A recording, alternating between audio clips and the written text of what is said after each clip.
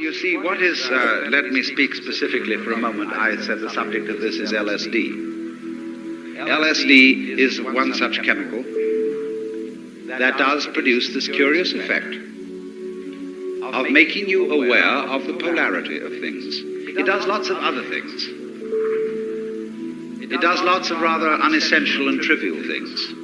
And these, of course, in all the publicity in the various national magazines about LSD, get thoroughly emphasized. In other words, when somebody says something's real psychedelic, they mean bizarre. And when the national magazines try to illustrate the effect of these chemicals with various photographs, they come on with blurred photographs of all sorts of things higgledy-piggledy messed together. Naked girls seen through prisms. Well, that's absolutely nothing to do with it. If you wanted some sort of appropriate illustration for a Life magazine article on the effects of LSD, you would have one very simple solution. You would publish the most gorgeous color reproductions of Persian miniatures and of Moorish arabesques and of the illuminations of Celtic manuscripts. That would give you the story, so far as changes in human sensation are concerned. But there would be one thing very difficult to put across in pictures, because the people who looked at them, if they didn't get the point of view, wouldn't see it. And that is what I will call the sensation, as well as the intellectual understanding of polarity. That is to say, that the inside and the outside, the subjective and the objective, the self and the other, go together. In other words, there is a harmony, an unbreakable harmony. When I'm using the word harmony, I don't necessarily mean something sweet.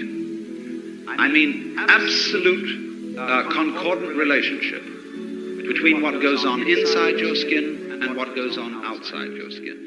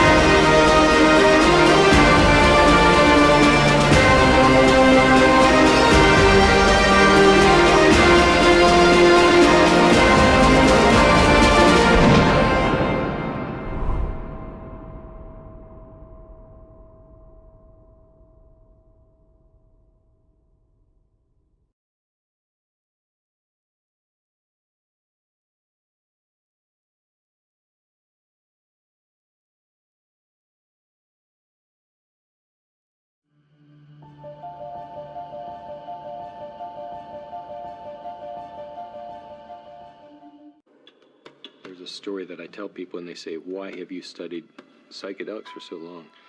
And I sort of say, well, think of the things that can change your life. You fall in love, you get married, you have children, maybe you get a divorce, a child dies, parent or sibling dies, you take LSD, and then there's a pregnant pause and people think, and I say, think about this. LSD is an extremely potent substance. You take a very tiny amount, it diffuses into your brain, it stays there for 3 or 4 hours, it diffuses back out, and for some people, they never see the world the same way again.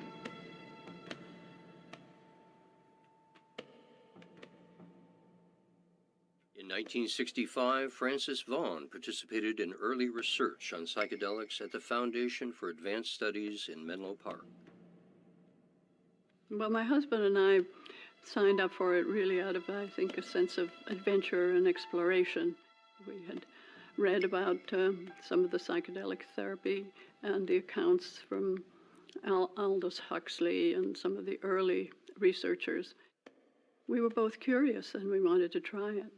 It seemed that we were good candidates, and we passed all the screening tests, and so I'm just grateful that happened for us. Under carefully controlled conditions, she was given a high dose of LSD. Today, the effects of that journey are still present for her. What one is left with is the memory of the experience, and then one can talk about that, but it's impossible to convey what that experience is like in words. And it's not the same for everybody. For me, it was a deep mystical experience, and it's as though the boundaries between self and other were completely dissolved. You feel at one with everything, and the self is no longer a separate entity. I recognize that truth takes many different forms of expression, but that in some way, all the traditions are pointing at a deep underlying reality. The deepest insights sound like cliches, that the truth makes you free, and that God is love, and that love is at the heart of the universe. It was as though the doors of perception were not only cleansed, but they disappeared altogether, and there was a noetic quality to it. Frances Vaughan wrote very eloquently about her mystical experience. As I've read that, it meets all the criteria for a classic mystical experience. There's a sense of the interconnectedness of all things, a sense of sacredness or reverence, this noetic sense that is more real, more true than everyday waking consciousness. She also reported transcendence of time and space, heart opening, sense of gratitude, peace, love, and then this sense of the ineffability. These experiences are so difficult to put into words.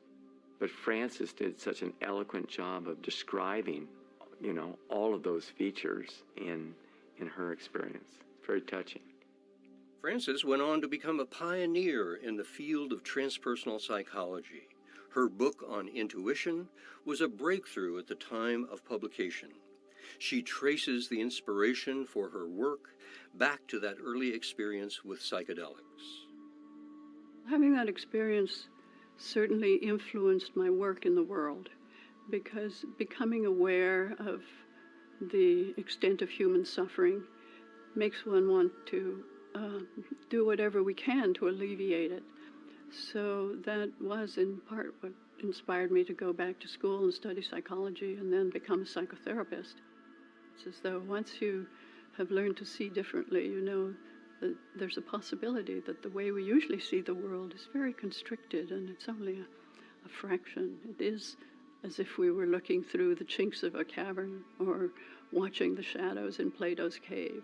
And that experience was like turning around and not mistaking the shadows for reality, but really seeing the light for the first time. documentary was produced for the Psychoactive Substances Research Collection at the Purdue University Library's archive. The collection was established in 2006 with a generous gift from the Betsy Gordon Foundation.